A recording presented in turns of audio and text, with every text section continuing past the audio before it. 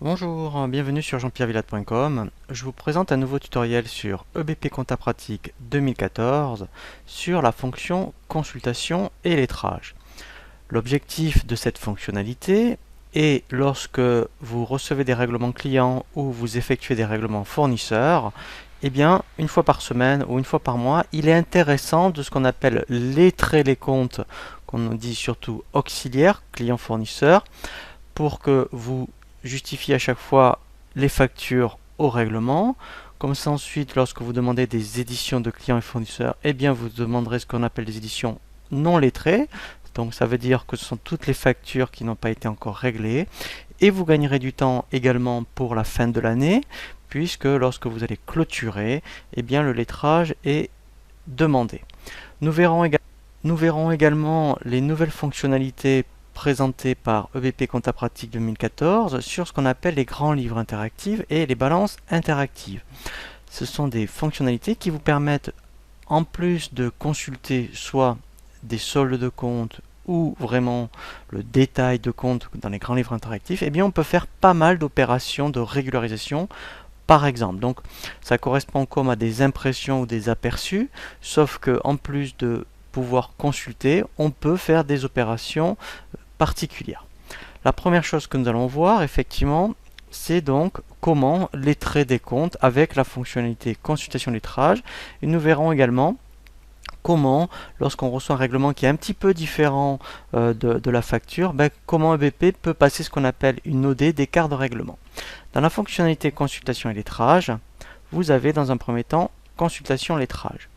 Donc consultation lettrage, donc on peut prendre soit des fournisseurs ou des clients, eh bien ça permet donc déjà de consulter ici tout l'extrait d'un compte, et donc si on veut faire ce qu'on appelle du lettrage, eh bien alors on va commencer par le lettrage manuel. Donc le lettrage manuel, ça veut dire qu'éventuellement à chaque facture, vous voyez ici, j'associe un règlement, donc je coche les deux opérations et ensuite, eh bien, je fais lettrer et là, en fait, il me propose, vous voyez, un code de lettrage et ça permet de lettrer le compte. Alors, ensuite, effectivement, alors on va faire d'autres opérations de lettrage. Donc là, nous avons vu le lettrage manuel, mais on peut, donc, si après, effectivement, on veut délettrer, eh bien, avec le bouton ici, délettrer, on peut soit délettrer par code. Donc, si je voulais délettrer le code AAH, je fais par code et là, en fait, je fais délettrer. Voilà,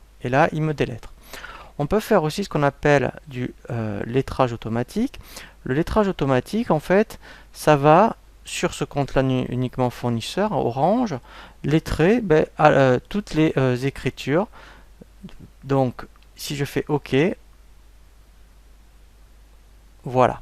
Ici, il va me proposer, donc, alors, on prend la méthode, admettons, soit par solde progressif ou montant exact. Donc ça veut dire qu'à chaque montant d'une facture qui envoie le règlement identique, eh bien lui, en fait, il va faire le lettrage. Donc je peux choisir toute l'année, donc on peut prendre que un mois. Et ici, je fais démarrer.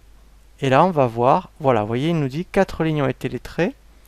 Voilà, et lui, tout seul, il a fait le lettrage.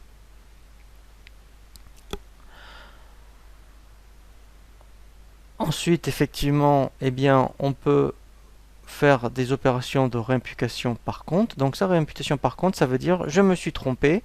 C'était pas le 401 Orange, mais mettons le 401, un autre fournisseur, 401. Eh bien, lui, ce qu'il va faire, en fait, il va inclure cette ligne-là. Il va l'inclure directement. Il va la basculer du 401 Orange à 401. Nous allons voir également les écarts de règlement. Donc lorsque, mettons, j'ai fait exprès de passer une facture Orange de 35 € et j'ai fait un règlement de 34,90 €. Donc je me suis trompé sur le règlement, donc je ne vais pas envoyer, mettons, 10 centimes à Orange. Et bien quand je vais faire les traits, ici, en fait, il va me proposer une écriture de régularisation tout seul. Alors pour cela, comment c'est possible? Alors je vais fermer le compte. Il faut que dans les paramètres société, Voilà, il faut absolument que dans l'option lettrage, vous ayez autorisé ici un seuil. Donc au maximum, en principe, on autorise 1 euro. Donc si je reviens maintenant sur la consultation lettrage du fournisseur Orange, et bien ça veut dire que si je veux lettrer des montants différents jusqu'à hauteur d'1 euro, et bien lorsque je ferai lettrer, il me proposera une écriture de régularisation, vous voyez. Et donc là, il le fait tout seul, il me la propose dans le journal d'OD, puisque là c'est à ma faveur, donc c'est un produit, et bien c'est le compte 758. Voilà. Et donc là, après, il me l'a rajouté dans le journal d'OD. Donc ça, c'était pour la fonction consultation lettrage. Donc on a vu le lettrage automatique. Donc c'est en mettant c'est lui-même qui lettre voilà plusieurs montants. Donc là quand on passe par là, on a un assistant. Et ici, ben, comme tout à l'heure, il suffit qu'on indique admettons les fournisseurs. Voilà. Et là en fait il le fera sur tous les fournisseurs. Donc il fera la même chose que tout à l'heure.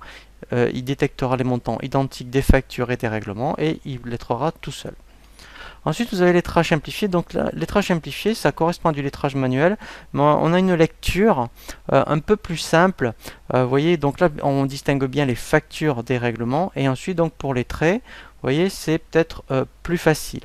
Voilà, donc c'est la même chose que le lettrage manuel, sauf qu'au niveau de la visualisation de consultation lettrage, eh bien, c'est détaillé de façon plus claire entre les factures et les règlements. Ensuite, voilà, ce qui est vraiment très intéressant, c'est que vous avez ce qu'on appelle des grands livres interactifs. Alors, un grand livre interactif, c'est comme un aperçu d'un grand livre. Donc, un grand livre interactif, c'est le détail de tous les comptes. Donc, si je voulais, admettons que le détail des comptes clients, voilà, et fournisseurs, voilà, je fais, admettons, appliquer le filtre. Voilà, et là, admettons, vous voyez, j'ai bien le détail de tout ce qui est client Dupont. Si maintenant je veux à partir de faire des opérations particulières, je fais bouton droit et je peux vraiment faire, voyez, du lettrage, aller dans le journal. Donc c'est pour ça qu'on appelle ça interactif. Je peux faire même des corrections. Donc ça c'est intéressant en fin d'année. Eh bien, avant on faisait avec un aperçu d'un grand livre et on allait corriger dans le journal. Maintenant on peut tout faire à partir d'un grand livre interactif. On a la même chose pour les balances interactives. Une balance interactive, à la différence d'un grand livre, c'est que là, en fait, au lieu d'avoir le détail des comptes, vous n'avez que les soldes. Mais pareil, vous voyez, fournisseur Orange, là j'ai le solde. Admettons, je veux en savoir un peu plus. Et bien, je fais bouton droit, et là, je fais consultation lettrage, et j'accède directement au détail du compte, et je peux faire du lettrage. Je peux même aller après dans saisie par journal. Donc ça, c'est vraiment très très intéressant. Et ensuite, j'ai ce qu'on appelle des consultations inter-exercices. Alors, là, je n'ai qu'un exercice, mais avant, on ne pouvait pas, mettons, consulter. Il fallait, à travers le même dossier, plusieurs exercices. Il fallait ouvrir à chaque fois l'exercice concerné. Et bien là, maintenant, donc là, j'ai qu'une année, mais j'aurais pu dire, mettons, de 2013 à 2014. Et là, j'aurais eu le détail, eh bien, de tous mes comptes pour 2 années. On a la même chose pour les balances inter-exercices. Donc c'est le même principe. Et enfin, c'est ici qu'au niveau des impressions, eh bien, par rapport aux consultations lettrage, eh bien, c'est là où, si vous voulez éditer une balance, un grand livre, un journal, par exemple, alors on verra aussi dans notre tutoriel, on verra toutes les éditions, notamment compte de résultats et bilan, eh bien, on double-clique sur balance, par exemple, et là, je vais avoir une fenêtre où je vais pouvoir après, voilà, vous voyez, demander un aperçu.